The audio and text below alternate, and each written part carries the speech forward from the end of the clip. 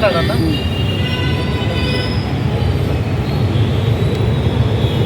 YS Rajasekhara Reddy గారి 75వ జయంతి శుభాకాంక్షలతో అతనితో నాకు పర్సనల్గా మంచి అటాచ్మెంట్ ఉంటుండే. ఆరోగ్యశ్రీ అనే కార్యక్రమాన్ని నేను సర్పంచ్ ఉన్నప్పుడు రామాయంపేట ప్రాంతంలో ప్రారంభించడం జరిగింది. అదే రకంగా ప్రజా ప్రస్తావన కూడా చేయడం జరిగింది. దానికి నేను అధ్యక్షత ఉన్నాను. 108 అనే కార్యక్రమాన్ని మా రామాయంపేటలో మా ప్రాంతంలో చేయడం అనేది గర్వకారణము. ఆ కాంగ్రెస్ గవర్నమెంట్లోనే రైతులు రుణమాఫీ అయినా ఉచిత విద్యుత్ అయినా కానీ చేయడం జరిగింది. 10-15 సంవత్సరాల తర్వాత మళ్ళీ కాంగ్రెస్ ప్రభుత్వమే ఈరోజు ఉచిత విద్యుత్తో పాటు రైతుల రుణమాఫీని పూర్తిగా రైతు రుణమాఫీని కూడా చేయడం జరుగుతుంది.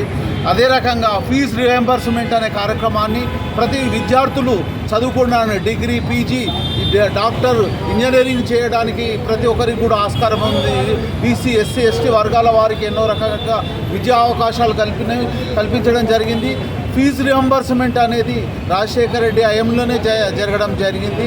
దాన్ని ఈ ప్రభుత్వం కూడా ఈరోజు కూడా రేవంత్ రెడ్డి గారి కాంగ్రెస్ ప్రభుత్వం కూడా ఆ కార్యక్రమాలను ప్రజాపయోగ కార్యక్రమాలు చేయాలి. వైఎస్ రాజశేఖర రెడ్డి గారు స్వచ్ఛందంగా ప్రతి ఒక్క వ్యక్తిని కూడా ఉదయం నుంచి సాయంత్రం వరకు అతని కార్యక్రమం ఏంటంటే ప్రజలతోనే మమేకమై ప్రజలతోనే కలిసి ఉంటుండే ఆ కార్యక్రమాన్ని ప్రతి ఒక్క నాయకుడు కూడా పాటించాలని కోరుకుంటూ జై కాంగ్రెస్.